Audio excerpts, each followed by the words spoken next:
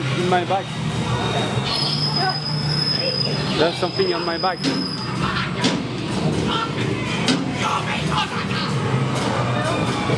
Yes, yes.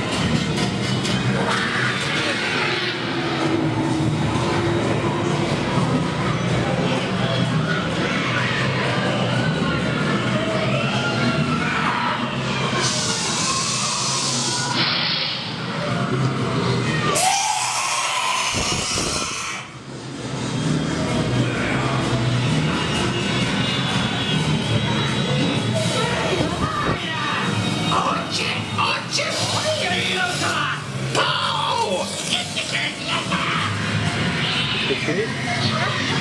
The steak finish? What? The steak finish? I don't know what place.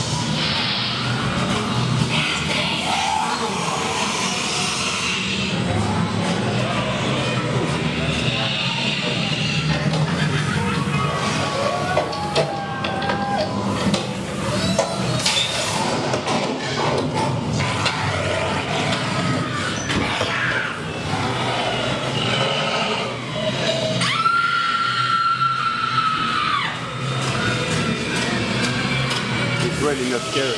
Not really.